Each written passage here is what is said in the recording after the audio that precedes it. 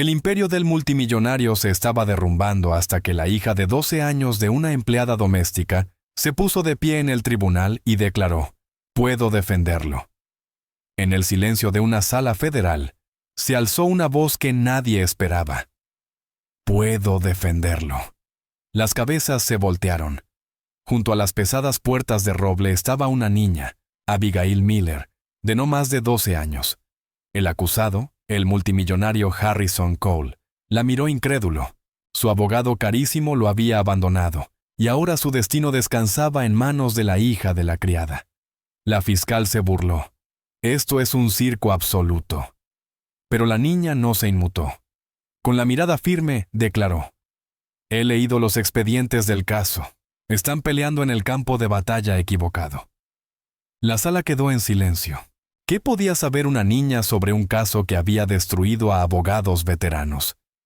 Esta es la historia de cómo la hija de una empleada doméstica salvó a un multimillonario después de que su abogado lo abandonara en el tribunal. Puedo defenderlo. La voz, clara como una campanilla, cortó el pesado silencio de la sala federal.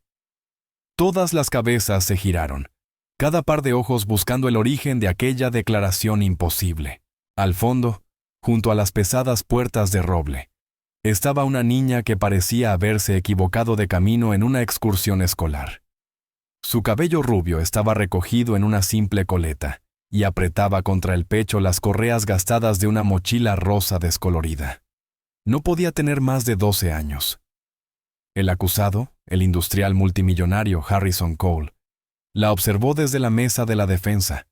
Su rostro, ya pálido por el desastre del día, se torció en una máscara de incredulidad y furia. Su abogado carísimo, el hombre que se suponía debía ser su escudo, simplemente no se había presentado. Los murmullos decían que había huido del país, llevándose un jugoso anticipo y dejando al señor Cole frente a cargos de espionaje corporativo y fraude que podían costarle todo su imperio y su libertad. Una risita recorrió la galería de prensa. Creció más fuerte, un sonido cruel y burlón que llenó la cavernosa sala. «¿Quién es esa?», sisió alguien. «Es la hija de Susan», respondió otra voz. «La hija de la señora de la limpieza». La risa aumentó. El juez, un hombre severo y canoso llamado Arthur Wallace, golpeó el mazo, pero su propia expresión era de absoluta estupefacción. «¡Orden! ¡Orden en la sala!». Harrison Cole se cubrió el rostro con las manos. Aquello era el final de todo. No con estruendo, sino con una broma. Una niña levantándose para defenderlo en un caso que había masticado y escupido a algunas de las mejores mentes legales del país. La niña, sin embargo, no se inmutó. Tomó una pequeña bocanada de aire para serenarse y dio un paso adelante. Sus ojos azules, serios y desconcertantemente tranquilos, estaban fijos en el juez. «Disculpe, jovencita», dijo el juez Wallace, con la voz cargada de incredulidad. «¿Dijiste algo?». «Sí, su señoría», respondió ella con una voz pequeña pero firme. «Dije que puedo defenderlo al señor Cole». La fiscal, una mujer de rostro afilado llamada Brenda Reed, se puso de pie tan rápido que su silla chirrió contra el suelo de mármol. «Protesto, su señoría. Esto es un circo absoluto. La defensa claramente está haciendo mofa de este tribunal». «No lo estoy», dijo la niña, girando la mirada hacia la señora Reed. La simple y directa contradicción pareció desequilibrar a la fiscal. Harrison Cole por fin alzó la vista con los ojos ardiendo de humillación. «Tú», gruñó, con un tono bajo que se oyó en toda la sala. «Deberías estar en casa jugando con muñecas, no de pie en un tribunal federal. Sáquenla de aquí». Estallaron más risas. Alguien al fondo murmuró: «Lo próximo será que el conserje dé el alegato final». Pero el juez Wallace alzó una mano. Su curiosidad, al parecer superando su temperamento judicial, se inclinó hacia adelante y miró por encima de sus gafas a la pequeña figura junto a la puerta. «¿Cómo te llamas, niña?» «Abigail Miller, su señoría. La gente me llama Abby». «Y Abby», continuó el juez, con una leve sonrisa incrédula jugando en sus labios.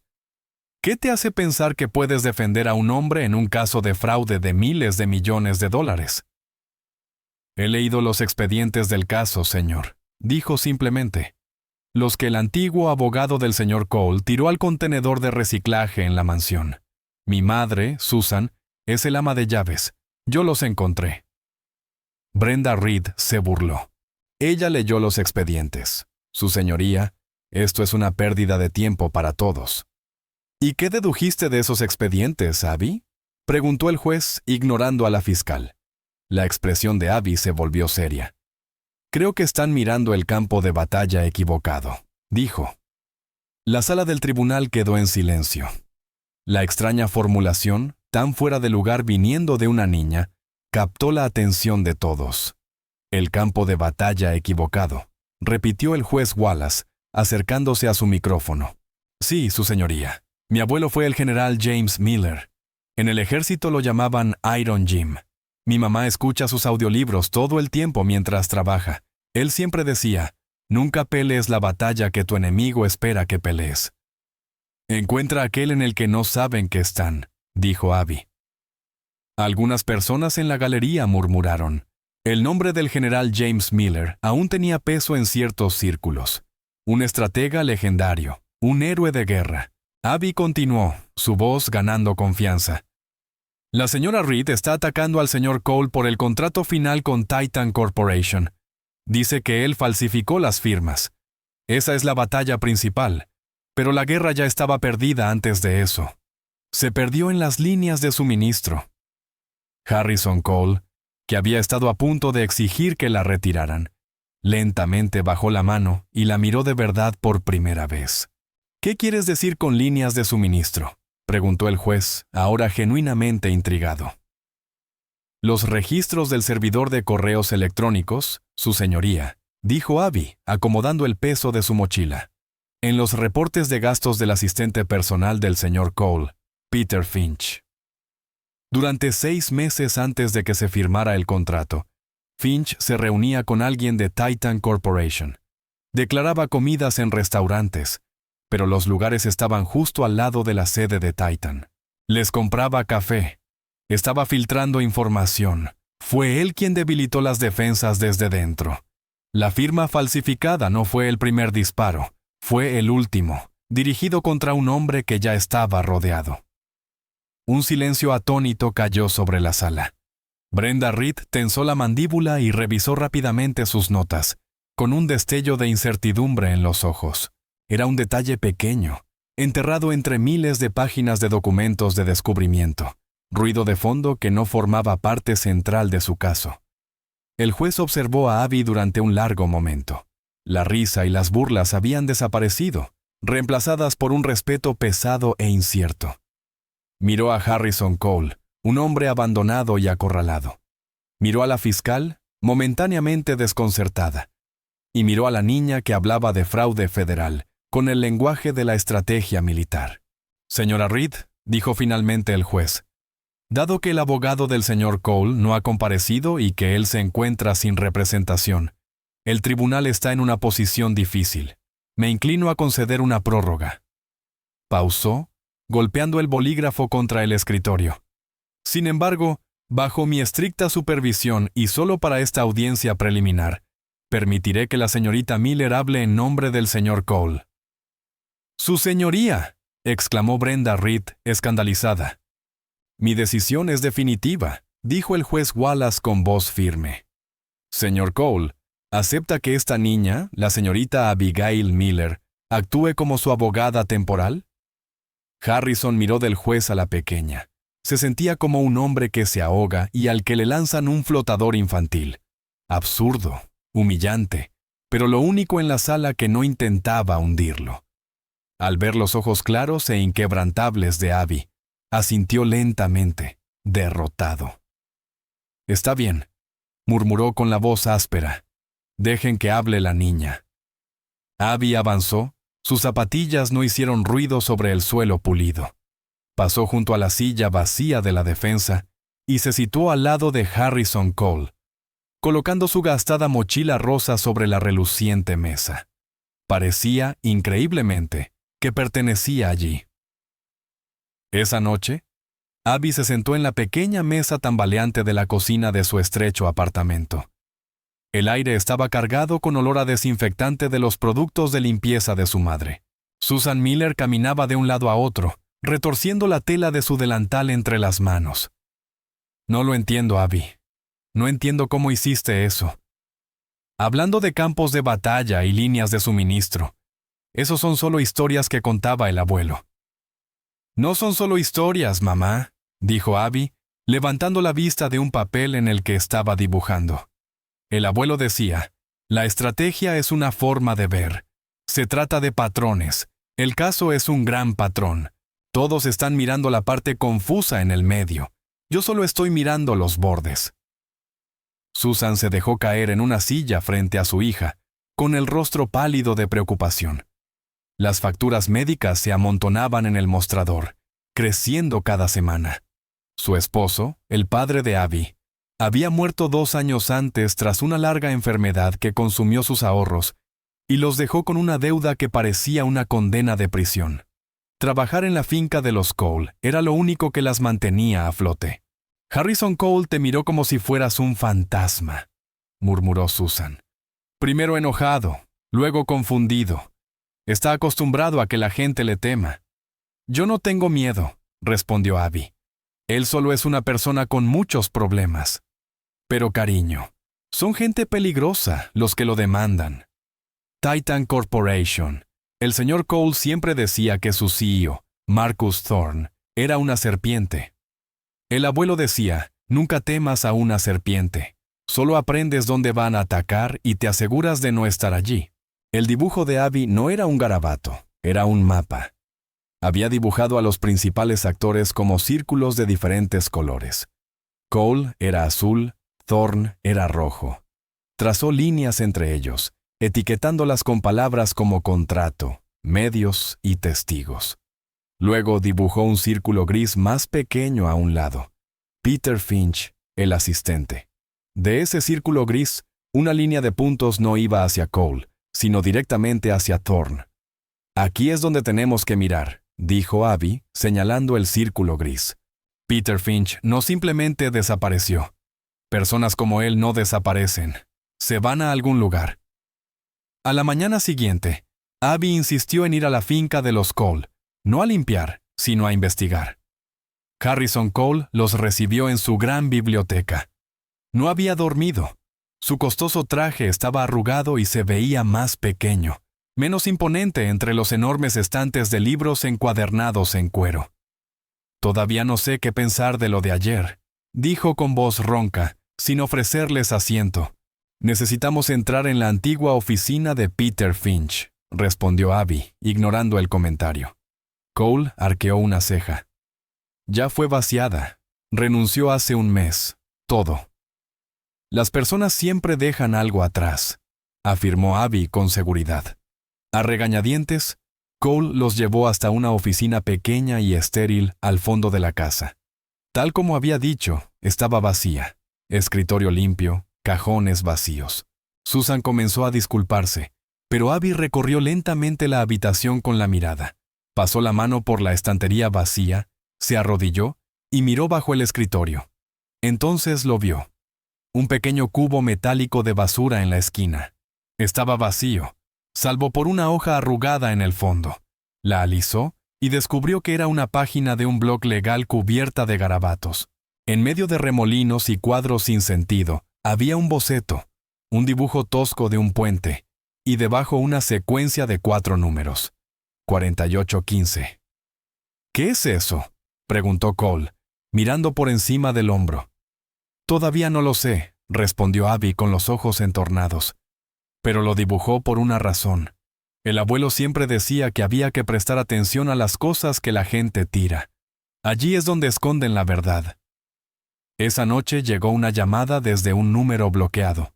Susan contestó y puso el altavoz como Abby le había indicado. Una voz masculina, baja y distorsionada, habló. «Eres la criada. Tu hija fue muy ruidosa en el tribunal. A algunas personas no les gustan los niños ruidosos. Dile que vuelva a jugar con sus juguetes. Sería una lástima que se lastimara jugando en un juego de adultos». La línea se cortó.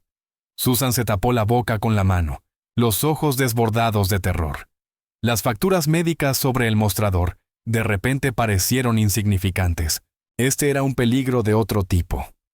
Abby, sin embargo, tomó el dibujo arrugado y lo clavó en el corcho de la cocina, con el rostro marcado por una determinación sombría impropia de una niña de 12 años.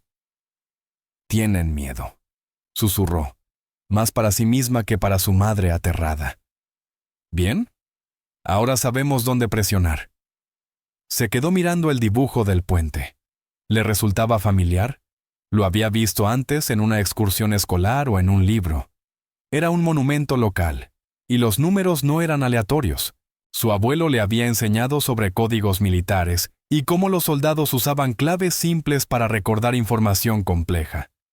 Sacó su portátil y comenzó a buscar imágenes de puentes locales. Tras 10 minutos lo encontró. El puente Arco de Westchester. Una antigua estructura de piedra sobre un arroyo tranquilo, a unos 30 kilómetros al norte. Luego buscó depósitos de almacenamiento cerca del puente y apareció un nombre. Archway Private Storage. «Mamá», dijo Abby con voz calma y firme.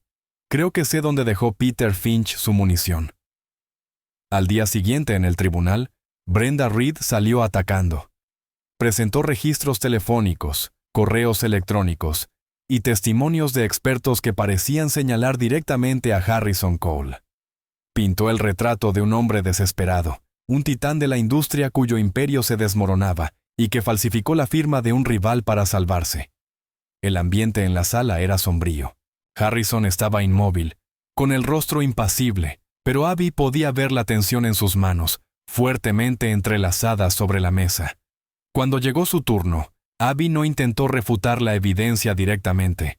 Simplemente se puso de pie y se dirigió al juez. «Su señoría, la señora Reed ha construido una fortaleza muy fuerte. Desde fuera parece que no puede ser derribada. Pero el abuelo decía que toda fortaleza tiene una puerta secreta. Normalmente es la que todos ignoran». Luego empezó a interrogar al testigo, un perito calígrafo. Abby comenzó con una serie de preguntas extrañas, no sobre la firma, sino sobre la tinta. ¿Es posible que la firma se haya hecho con un bolígrafo digital moderno capaz de replicar la presión y el estilo? El perito concedió que era posible. ¿Y es posible falsificar la marca de tiempo en un documento digital? De nuevo, tuvo que admitirlo. Abby no estaba ganando, no realmente. Solo estaba abriendo pequeños agujeros en los muros. Brenda Reed sonreía con suficiencia. «Su señoría», dijo Abby, girándose hacia el juez. «El caso de la fiscalía se basa en un solo documento. Un documento que creemos fue creado para distraer. Un ruido fuerte para que todos miraran al lugar equivocado». «¿Y dónde está el lugar correcto, señorita Miller?», preguntó el juez Wallace, con expresión inescrutable. Abby respiró hondo. «Está en un almacén, unidad 415, en una instalación a 30 millas de aquí. Creo que allí es donde se planeó la verdadera guerra». Brenda Reed estalló en carcajadas. «¿Un trastero? ¿Esa es su defensa? Su señoría, pido que se elimine todo este argumento. Es pura fantasía». El juez miró a Abby con ojos pensativos. «¿Tiene alguna prueba que respalde esta teoría?». «Aún no, señor», admitió Abby. «Pero la tendremos». El juez miró de Abby a la fiscal y luego al multimillonario silencioso, y con el rostro sombrío. «El tribunal hará un receso de 24 horas», declaró golpeando el mazo. «Y emito una orden judicial para abrir la unidad 4815 en Archway Private Storage. Veremos si la fantasía de la señorita Miller tiene alguna base en la realidad». Al salir de la sala, Harrison Cole caminó junto a Abby. No habló durante un largo rato. Finalmente, al llegar a los escalones de mármol, se detuvo y la miró. «Tu abuelo», dijo en voz baja. «Debió de ser un hombre extraordinario». «Lo era», respondió Abby. «Creía que la verdad era el arma más poderosa del mundo, y que no importa lo pequeño que seas, si sostienes la verdad, eres la persona más fuerte en la sala». El viaje hasta el almacén fue silencioso y tenso. Un alguacil designado por el tribunal conducía el sedán negro, con Abby en el asiento del pasajero y Harrison Cole atrás. Cole no había dicho una palabra desde que salieron del tribunal. Solo miraba por la ventana, su reflejo fantasmal contra el borroso desfile de árboles y edificios. Era un hombre a la deriva, con su destino atado a la improbable intuición de una niña de 12 años. Abby, en cambio, estaba serena. Sostenía el dibujo arrugado en su regazo, estudiando el tosco boceto del puente como si fuera un mapa del tesoro. Para ella, lo era. Su abuelo le había enseñado que las guerras no se ganaban con fuerza bruta, sino con información. Estaba segura de que Peter Finch, un hombre claramente hábil en el engaño, habría guardado su información más valiosa en un lugar seguro, desconectado de los rastros digitales que los investigadores siempre seguían. La instalación Archway Private Storage era un edificio gris y apagado, situado en una carretera rural. El encargado, un hombre corpulento con la camisa empapada de sudor, los recibió en la puerta, con los ojos muy abiertos por una mezcla de miedo y emoción al ver el vehículo oficial del tribunal. Los condujo a través de un laberinto de pasillos idénticos, el aire fresco con un olor tenue a polvo y concreto. Se detuvieron frente a la unidad 4815. El alguacil sacó un pesado cortapernos y con un chasquido fuerte cortó el grueso candado. La puerta metálica se levantó ruidosamente, revelando un espacio pequeño y oscuro. Estaba casi vacío. Durante un instante, el corazón de Abby dio un vuelco. ¿Se habría equivocado? ¿Era todo esto una búsqueda inútil, una fantasía infantil, como había dicho Brenda Reed? En el centro del espacio de 3 metros por 3 metros había una única caja fuerte ignífuga pequeña. Cole exhaló lentamente. «Por supuesto», murmuró. Finch siempre fue un hombre paranoico. El alguacil observó la caja fuerte. «Necesitaremos una orden y un cerrajero para abrirla». «No hará falta», dijo Abby en voz baja. Caminó hasta el interior y se arrodilló frente a la caja fuerte. Tenía un simple dial de combinación de 4 cifras. Miró el papel arrugado en su mano. 4815, el número de la unidad. Demasiado obvio. Finch era más inteligente que eso. Recordó las lecciones de su abuelo. Los códigos no tratan de complejidad, solía decir. Tratan de memoria. La gente usa lo que conoce, lo que ve cada día. «Señor Cole», dijo Abby sin apartar los ojos del dial. «¿Cuándo era el cumpleaños de Peter Finch?» Cole parpadeó, sorprendido.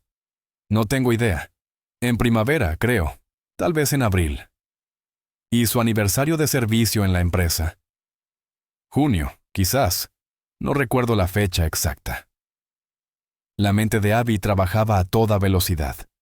Tenía que ser algo simple, algo que Finch viera con frecuencia y recordara fácilmente, pero que nadie más considerara significativo. Volvió a mirar el dibujo. El puente. El puente arco de Westchester. Abby recordó la placa que había visto en su excursión escolar. Tenía una fecha, el año en que se construyó el puente. Sacó su teléfono e hizo una búsqueda rápida. Westchester Arch Bridge, construido en 1927. Lentamente, con deliberación, giró el dial a la derecha hasta el 19, a la izquierda pasando del 19 hasta el 27.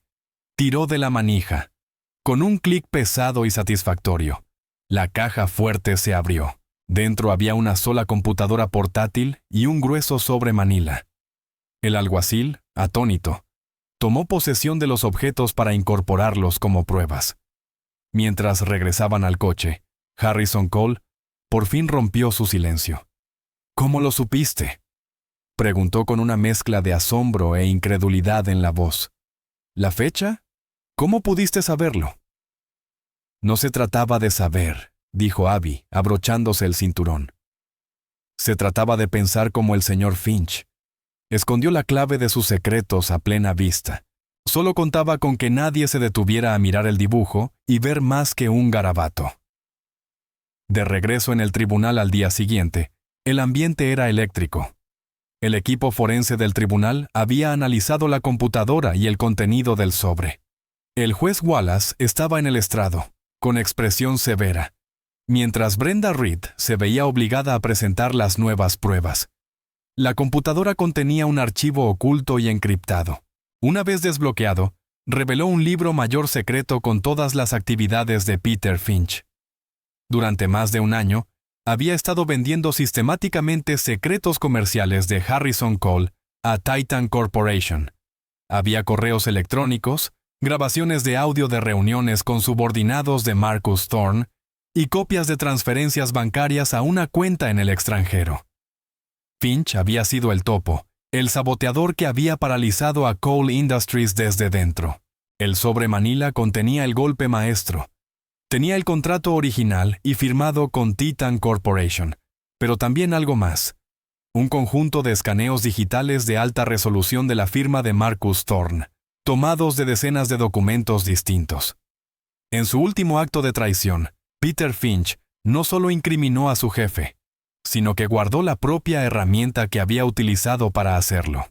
Con un sofisticado programa, había ensamblado una falsificación impecable. Un trabajo digital de copiar y pegar tan perfecto que engañó a todos los expertos que lo examinaron.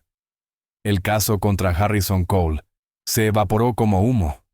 Brenda Reed, con el rostro ceniciento, no tuvo otra opción que retirar todos los cargos. La sala estalló. Los reporteros corrieron hacia las puertas. Harrison Cole permaneció sentado en la mesa de la defensa, no con triunfo, sino con un profundo y agotador cansancio. Había ganado, pero había estado terriblemente cerca de perderlo todo. Miró a Abby, que guardaba en silencio su gastada mochila, y sintió un oleaje de algo que no había experimentado en mucho tiempo. Gratitud genuina. Al salir, un hombre con un traje impecable los interceptó en el pasillo. «Señor Cole, ¿puedo hablar con usted un momento?» Cole lo reconoció al instante. Era el abogado de Marcus Thorne. «¿Qué quiere?», preguntó Cole con voz fría. «El señor Thorne le envía sus disculpas por este desafortunado malentendido», dijo el abogado con suavidad. «Él fue tan víctima del engaño del señor Finch como usted. Ya ha iniciado un proceso para demandar a Finch por daños. Era una mentira flagrante y transparente. Thorne estaba limitando sus pérdidas, sacrificando a su peón para salvarse a sí mismo. Cole estaba a punto de soltar una andanada de palabras furiosas, pero Abby dio un paso adelante. «Dígale al señor Thorne», dijo con voz clara y firme, «que mi abuelo siempre decía que cuando encuentras una rata en el granero, no paras de buscar hasta encontrar el nido». La expresión engreída del abogado vaciló.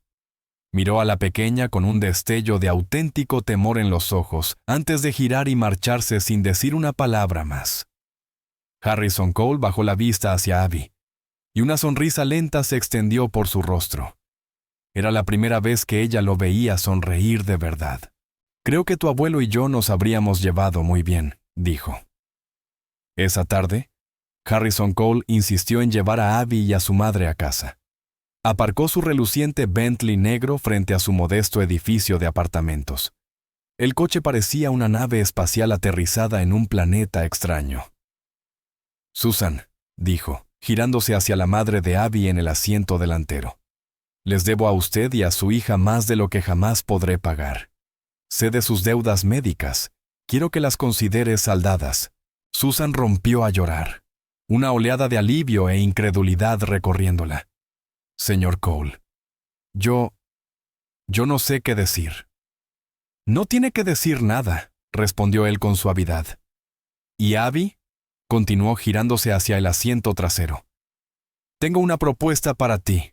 Tengo una fundación, un fideicomiso benéfico que he descuidado durante años.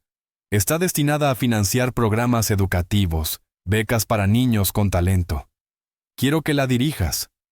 Los ojos de Abby se abrieron de par en par. «¿Dirigirla?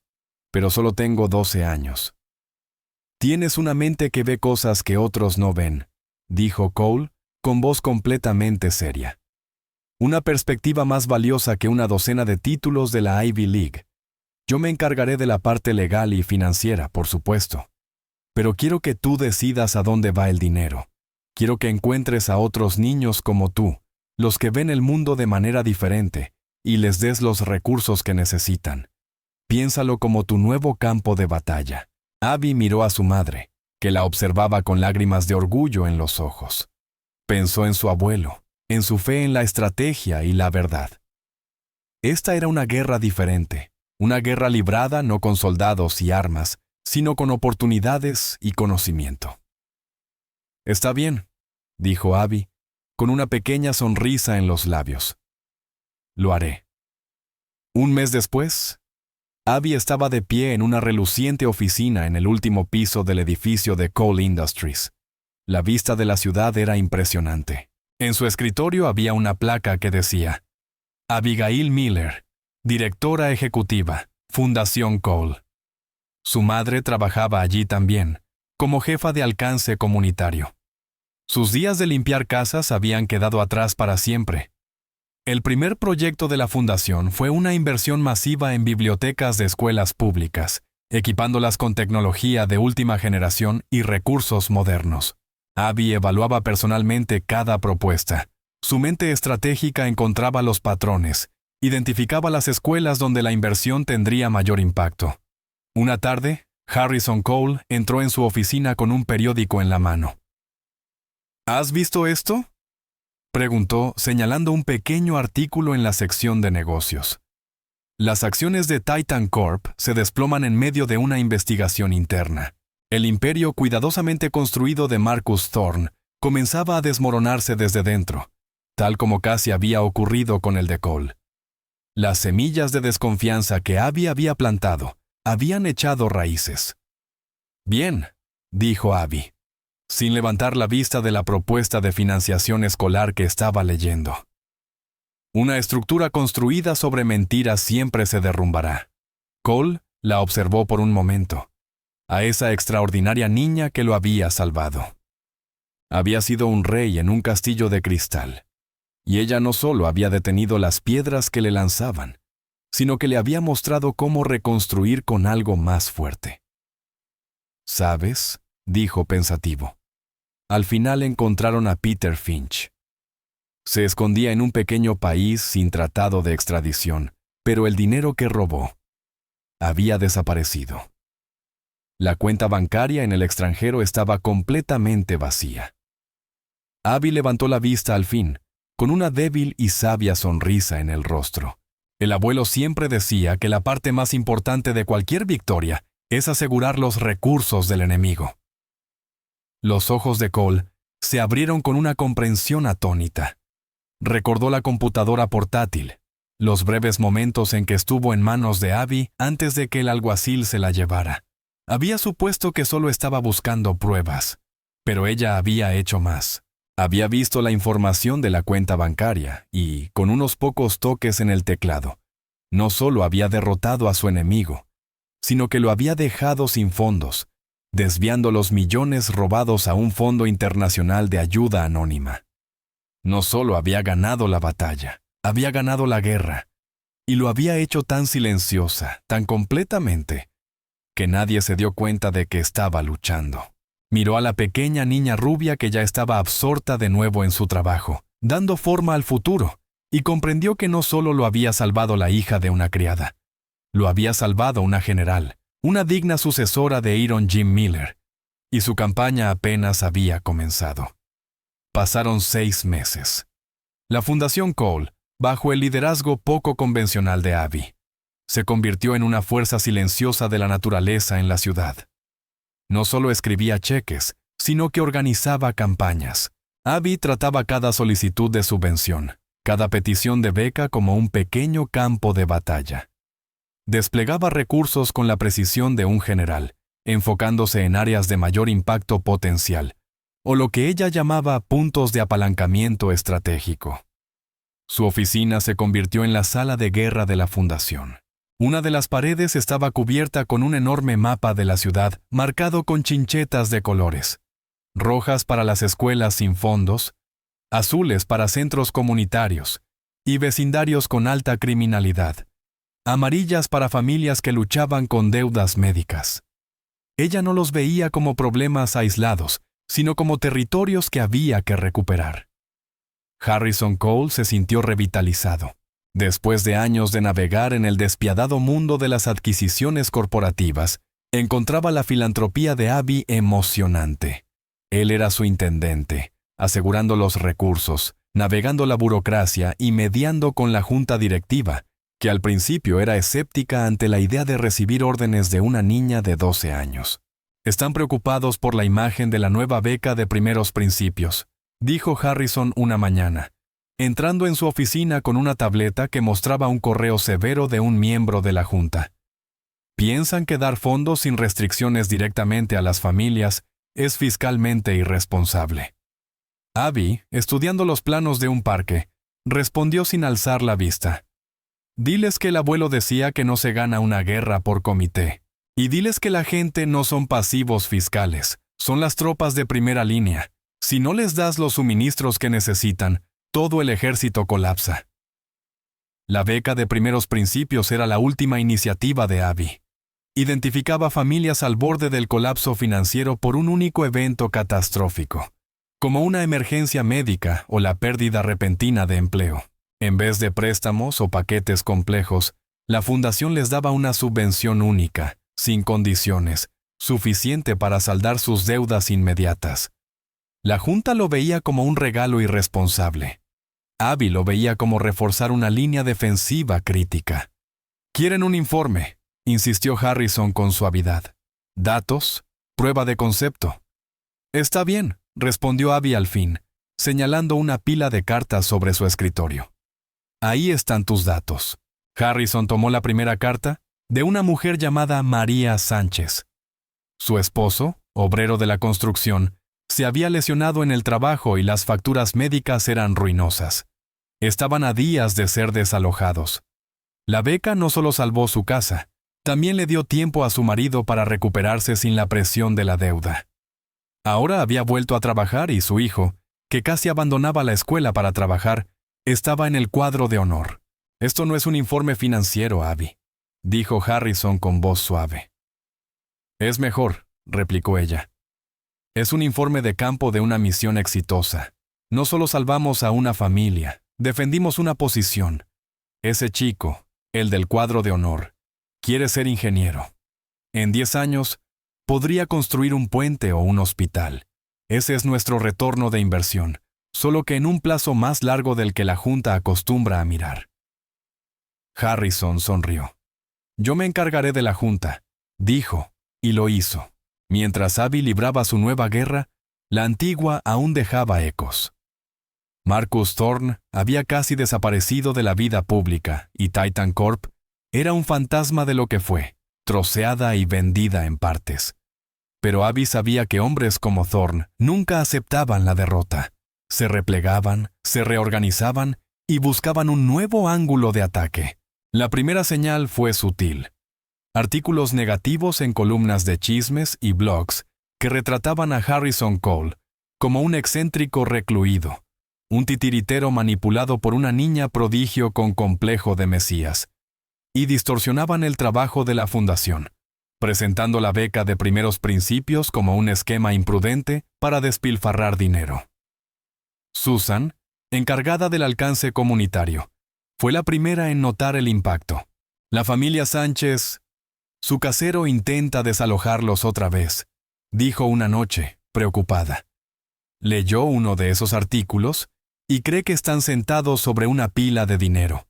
Otras familias también están siendo acosadas, vecinos pidiéndoles dinero. Nuestras ayudas se están convirtiendo en un blanco sobre sus espaldas. Abby, de pie ante su mapa, concluyó con semblante grave. «Es una campaña de información. Pretende poner a la opinión pública en nuestra contra y aislar a nuestros aliados. Es el movimiento de Thorne. No puede atacarnos directamente, así que envenena el campo de batalla». «¿Cómo respondemos?», preguntó Harrison con rabia contenida. «Podríamos demandar por difamación, pero es un proceso lento y feo».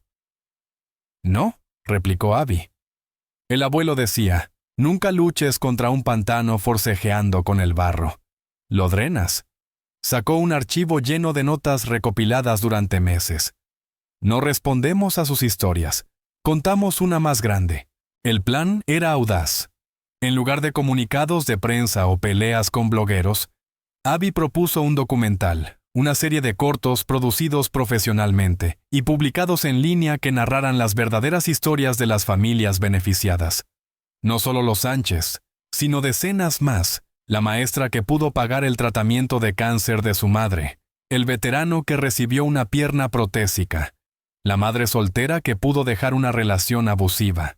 A Harrison le encantó y de inmediato contrató al mejor equipo de cine documental del país. El proyecto se convirtió en la principal prioridad de Abby. No solo dirigía, también entrevistaba, buscaba locaciones y moldeaba la narrativa. Tenía una comprensión innata del núcleo emocional de cada historia, de cómo capturar la dignidad silenciosa de personas que habían sido empujadas al límite y habían encontrado el camino de regreso. La primera película, La historia de los Sánchez, se estrenó 3 semanas después.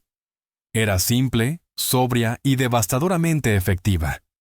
Mostraba a la familia en su pequeño y limpio apartamento, las botas de trabajo gastadas del señor Sánchez junto a la puerta, a su hijo en la mesa de la cocina luchando con un problema de álgebra, mientras su padre lo ayudaba pacientemente. En una entrevista en voz baja, María Sánchez no habló de dinero, sino del alivio de poder dormir toda la noche sin miedo.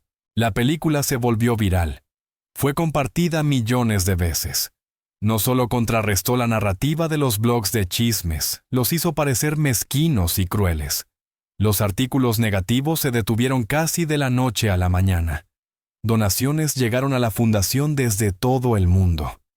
Abby no solo había drenado el pantano, había regado un desierto y mostrado a todos las cosas hermosas que podían crecer allí. En medio de ese éxito, surgió un nuevo fragmento del pasado. Llegó una carta a la fundación dirigida a Abby. Era de un archivista militar que había estado catalogando los efectos personales del general James Iron Jim Miller, recientemente donados por el ejército, y había encontrado algo que creía que Abby debía tener. Una semana después llegó un paquete. Dentro había un pesado diario encuadernado en cuero. Era de su abuelo. Las páginas estaban llenas de su letra clara y precisa. No era un diario de sentimientos, sino un registro de sus pensamientos sobre estrategia, historia y liderazgo. Abby pasó horas con el diario. Era como tener una conversación con él. Leyó su análisis de batallas famosas, sus críticas a otros generales, sus reflexiones sobre la naturaleza del conflicto y la resolución. En una de las últimas páginas encontró una entrada que la hizo detenerse. 12 de octubre. Hoy conocí a un joven, Harrison Cole, hijo de un viejo amigo. Es perspicaz, ambicioso, pero ve el mundo como una serie de objetivos a conquistar. Gana, pero deja un rastro de resentimiento tras de sí. Una victoria que crea una docena de nuevos enemigos no es victoria en absoluto. Es solo el preludio de la próxima guerra. Traté de decirle que la mayor fuerza no está en el ataque, sino en la alianza, en construir algo que la gente quiera defender. No estoy seguro de que lo entendiera. Abby cerró el diario con el corazón acelerado. Su abuelo había conocido a Harrison Cole. Había visto el defecto en él, el mismo defecto que lo había dejado aislado y vulnerable cuando Marcus Thorne había hecho su jugada. Y de alguna manera, su abuelo había preparado el terreno para su propia estrategia. Ella no solo estaba limpiando los desastres de Harrison, estaba terminando la obra de su abuelo. Estaba enseñando a ese viejo depredador corporativo a construir alianzas, a crear algo que la gente pudiera apoyar. La fundación no era solo una obra de caridad, era la fortaleza que su abuelo sabía que Harrison necesitaba. Abby tomó el diario y entró en la oficina de Harrison. Él estaba al teléfono, su voz afilada y autoritaria mientras negociaba un terreno para un nuevo centro comunitario. Al verla, reconoció su expresión y de inmediato suavizó el tono. «Te llamo luego», dijo, colgando. «¿Qué pasa, Abby? Pareces haber visto un fantasma». «En cierto modo», respondió ella. Abrió el diario, lo colocó en su escritorio y señaló la última entrada. Creo que necesitas leer esto. Harrison leyó el pasaje. Lo leyó una vez, luego dos. El color se desvaneció de su rostro. Se dejó caer en la silla, el recuerdo de aquella conversación de hacía tantos años volviendo con claridad. Había desestimado los consejos del viejo general como los desvaríos de alguien que no entendía el mundo moderno. Y ahora, la nieta de ese general acababa de salvarle la vida al demostrar que tenía razón. Intentó advertirme, susurró Harrison, con la voz cargada de emoción. Y no lo escuché. Pero ahora sí escuchas, dijo Abby suavemente. Él la miró, a esa niña imposible que era su salvadora, su socia, y comenzaba a comprender que también era su maestra. El pasado y el presente habían chocado en su oficina, y el futuro de pronto se veía muy distinto. La guerra contra Marcus Thorne había terminado, el trabajo de la fundación apenas comenzaba, y las lecciones del general Iron Jim Miller estaban más vivas que nunca. La revelación del diario forjó un nuevo y más profundo vínculo entre Harrison y Abby. Ya no era solo su benefactor, era su alumno. Empezó a pasar menos tiempo en la sala de juntas corporativa y más en la sala de guerra de la fundación. Aprendió a ver la ciudad no como un mercado de activos y pasivos, sino como un complejo ecosistema humano. Aprendió a leer los mapas de Abby, a entender sus estrategias y a apreciar el poder profundo y silencioso de un acto de bondad dirigido. Su éxito, sin embargo, no pasó desapercibido, y en el mundo en que Harrison Cole había vivido durante décadas, el éxito siempre atraía desafíos. La nueva amenaza no vino de las sombras, como Marcus Thorne, vino desde el foco público. El concejal Robert Morrison era una estrella emergente en la política de la ciudad. Apuesto, carismático y forjado sobre una plataforma de responsabilidad fiscal y sentido común en la gobernanza. Se veía a sí mismo como un vigilante del dinero de los contribuyentes, y empezó a dirigir su mirada escrutadora hacia la Fundación Cole. Empezó con una rueda de prensa en los escalones del ayuntamiento. La filantropía privada tiene un papel en nuestra ciudad, anunció Morrison con una voz ensayada y convincente. Pero debe ser un papel de asociación, de transparencia. Lo que vemos en la Fundación Cole, sin embargo, es otra cosa. Es un estado en la sombra, un gobierno paralelo sin rendición de cuentas, que vierte millones en nuestras comunidades sin supervisión, sin participación pública y sin métricas medibles de éxito. No mencionó a Thorne. No hizo falta. El lenguaje que usó, palabras como incontrolable, disruptivo, peligroso, era el mismo del campaña de difamación, ahora pulido y legitimado por un funcionario público. Es bueno, refunfuñó Harrison, viendo la conferencia en la gran pantalla de la oficina de Abby. Hace que nuestra mayor fortaleza, la capacidad de movernos rápida y directamente, suene como una debilidad. Abby guardó silencio, con los dedos entrelazados bajo la barbilla, estudiando a Morrison. No solo sus palabras, sino su postura, sus gestos, la manera en que sonreía para las cámaras.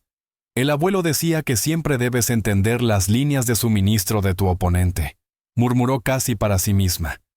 ¿Qué necesita sobrevivir el concejal Morrison? Votos, respondió Harrison de inmediato. Donantes, atención mediática, es un político. Está consiguiendo atención mediática, observó Abby. Así que debemos mirar sus votos y sus donantes. Se puso al ordenador y comenzó a hurgar. No consultó los registros públicos de donaciones, eso sería demasiado obvio, sino que buscó los patrones, las conexiones secundarias y terciarias que su abuelo le había enseñado a rastrear. Cruzó las propuestas legislativas de Morrison con los intereses comerciales de sus apoyos clave y comparó sus apariciones políticas con cambios de zonificación y contratos municipales. Durante 2 días apenas habló, alimentándose de sándwiches que su madre dejaba en su escritorio, y Harrison la dejó en paz, reconociendo la concentración de una general preparando una campaña. Finalmente la llamó a su oficina. Había dibujado un nuevo mapa en la pizarra blanca con Morrison en el centro, y líneas que llevaban a varias empresas desarrolladoras inmobiliarias. Una de ellas, una pantalla llamada Argent Properties, había estado comprando silenciosamente terrenos subvaluados en los mismos barrios donde la Fundación Cowley actuaba. El ataque de Morrison no es sobre responsabilidad fiscal, explicó Abby, tocando el círculo que representaba Argent Properties. Es una operación de despeje del terreno. Sus donantes quieren gentrificar estos barrios. Quieren construir condominios de lujo, pero no pueden hacerlo mientras las comunidades estén estables. Nuestras becas de primeros principios, las que mantienen a las familias en sus hogares, son una amenaza directa a su modelo de negocio.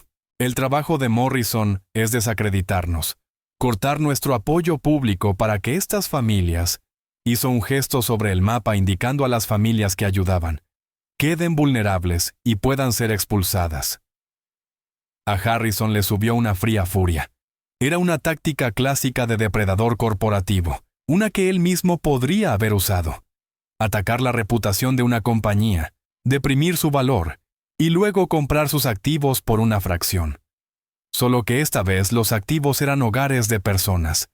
Te apuesto $1,000 millones, dijo Harrison en voz baja, a que si seguimos la pista del dinero desde Argent Properties, lo encontraremos que conduce de vuelta a Marcus Thorne. No tenemos que hacerlo, respondió Abby. Luchar contra Thorne es la guerra vieja. La nueva guerra es con el concejal Morrison, y no vamos a pelearlo en sus términos. ¿Qué quieres decir?, preguntó Harrison. Lo exponemos, insistió él. Lo filtramos a la prensa. Mostramos que es un títere pagado por desarrolladores depredadores. No, dijo Abby con firmeza. Mi abuelo escribió en su diario que un asalto directo a una posición fortificada es costoso y a menudo fracasa.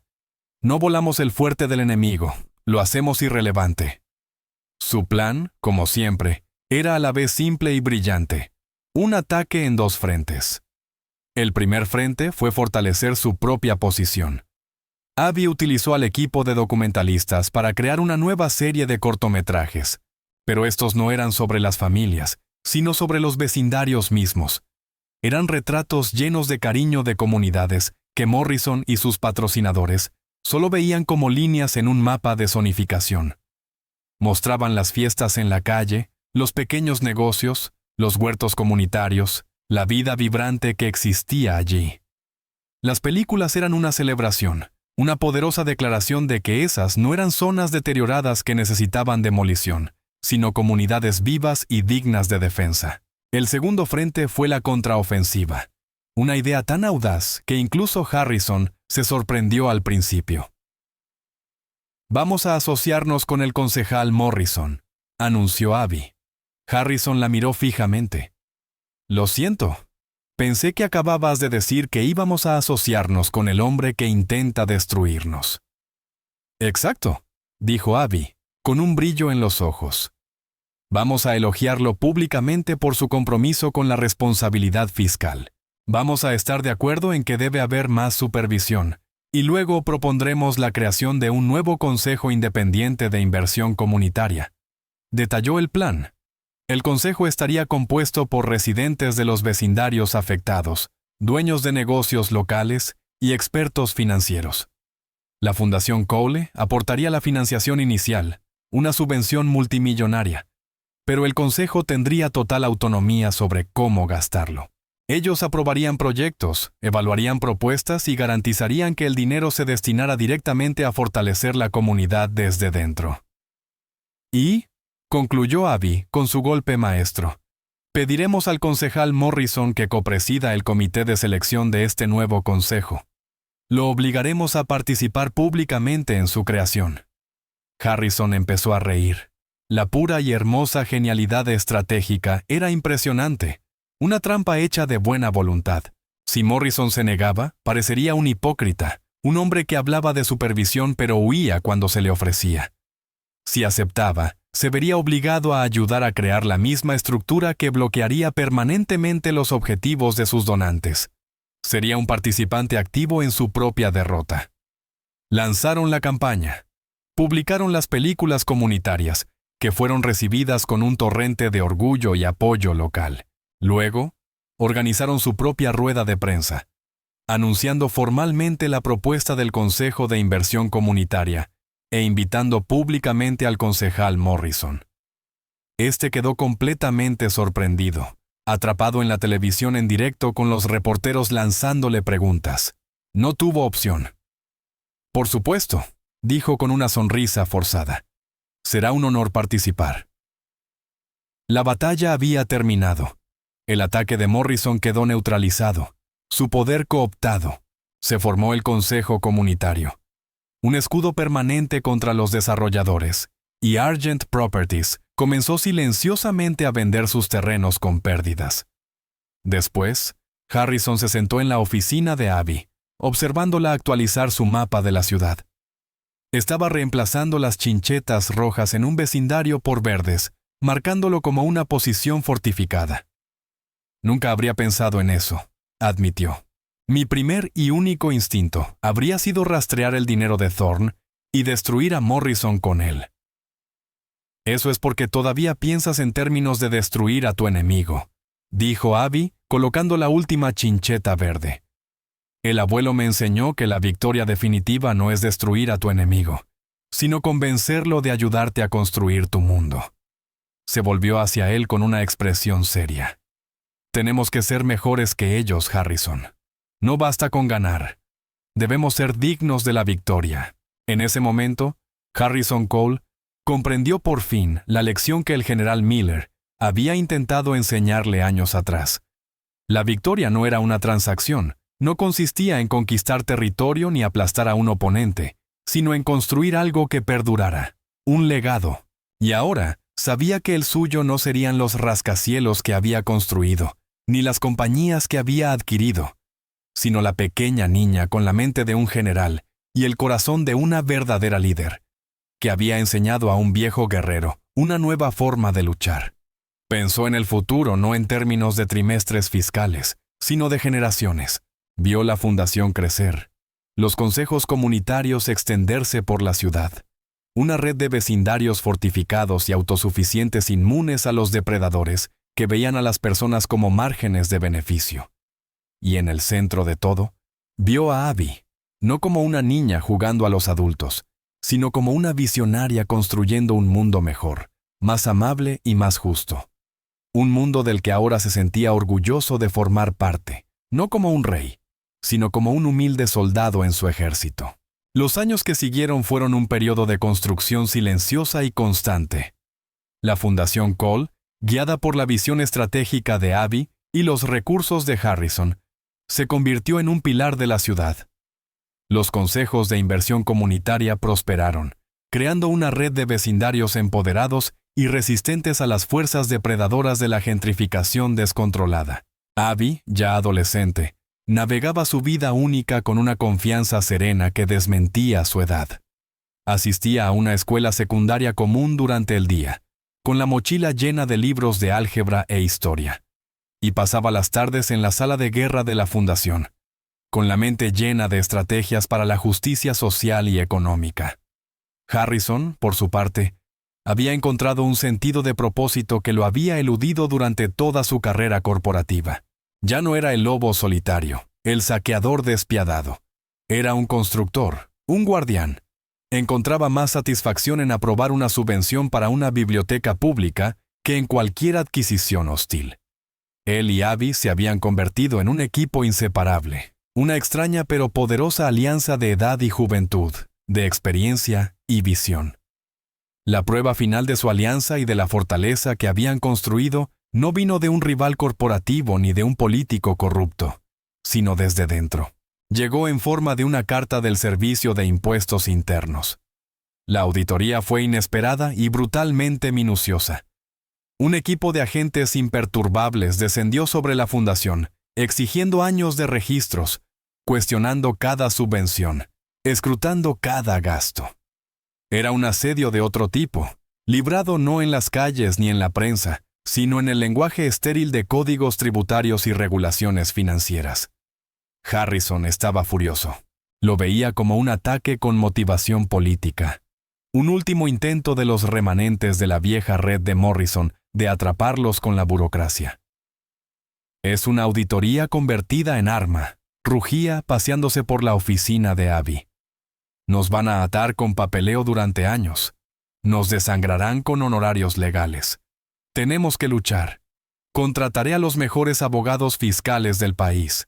Llegaremos hasta la Corte Suprema si es necesario. Abby, de 16 años, estaba sentada tranquilamente en su escritorio, revisando los hallazgos iniciales de la auditoría. Tenía la misma mirada de concentración intensa que había mostrado cuando analizó el caso de fraude de Harrison años atrás. Luchar es lo que esperan, dijo con voz serena pero firme. Es la batalla para la que se han preparado. Recuerda lo que decía el abuelo. Nunca luches la batalla que tu enemigo espera que luches. Esto no es un campo de batalla, Abby. Es el IRS, replicó Harrison, exasperado. No puedes trazar estrategias contra una auditoría federal. ¿Y por qué no?, preguntó ella mirándolo. Es solo otro sistema, con reglas, patrones y debilidades. Ellos buscan irregularidades financieras. Esperan que nos escondamos, que nos defendamos, que ocultemos. Así que haremos lo contrario. Les daremos transparencia radical. Su plan era, como siempre, engañosamente simple. Propuso no solo cumplir con la auditoría, sino ir un paso más allá. Abrir absolutamente todo. Invitarían a la auditora principal, una mujer famosa por su rigor e inflexibilidad, llamada Evelyn Reed, a visitar personalmente las comunidades que habían ayudado. Un abogado solo discutirá la interpretación de la sección 501C3, explicó Abby. Nosotros debemos mostrarles el significado detrás de los números. Debemos convertir su mayor arma, el escrutinio, en nuestra propia ventaja. Harrison seguía profundamente escéptico, pero había aprendido a confiar en los instintos de Abby. Aceptó. La señora Reed, una mujer que parecía hecha enteramente de ángulos afilados y trajes grises, llegó con un equipo de agentes jóvenes, con una expresión cargada de desconfianza. Claramente esperaba una batalla, una avalancha de objeciones legales y presentaciones cuidadosamente preparadas. En su lugar, Abby y Harrison la recibieron personalmente. Hemos despejado nuestras agendas para la semana, señora Reed, dijo Abby con cortesía. Queremos darle un recorrido. No la llevaron a su reluciente sede, sino al vecindario de la familia Sánchez.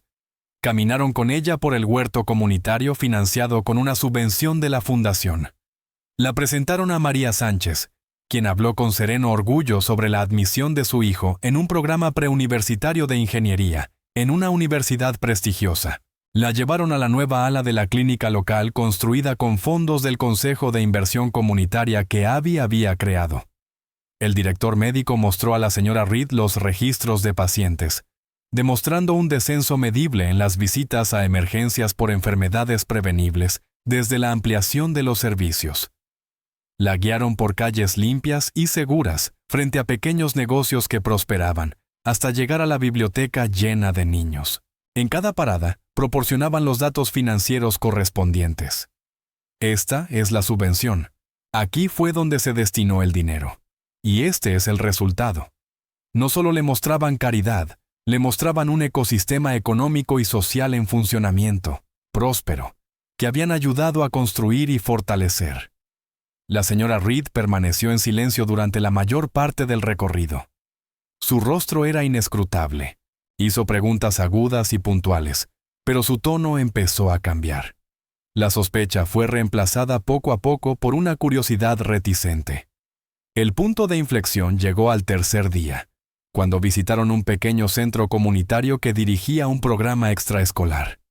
El centro estuvo a punto de cerrar antes de que interviniera la fundación. Dentro, un grupo de adolescentes trabajaba en un proyecto de robótica. Una de ellas, una chica de ojos brillantes llamada Sofía, explicó con entusiasmo su trabajo a la señora Reed, moviendo las manos emocionada mientras señalaba el complejo cableado de su robot. «Iremos al campeonato estatal el próximo mes», dijo Sofía radiante. «Antes ni siquiera teníamos suficiente dinero para libros de texto. Ahora creo que puedo ser ingeniera». Más tarde, al salir, la señora Reed se detuvo en la acera. Miró a los niños que jugaban en el parque recién renovado al otro lado de la calle. Mi trabajo es asegurarme de que las organizaciones sin ánimo de lucro no abusen de su estatus fiscal, dijo, con una voz más suave de lo que jamás le habían oído. Estoy entrenada para ver la posibilidad de fraude en cada línea de un presupuesto. Veo una subvención para un programa extraescolar y pienso en un posible soborno al director. Veo facturas infladas por suministros. Así es como me enseñaron a ver el mundo. Se volvió hacia Abby. Tú me has mostrado otra cosa. Me has mostrado el lado de los activos del libro mayor. Me has mostrado el retorno de la inversión que no aparece en ningún formulario de impuestos. La auditoría concluyó 2 semanas después. La fundación fue exonerada de cualquier mala práctica.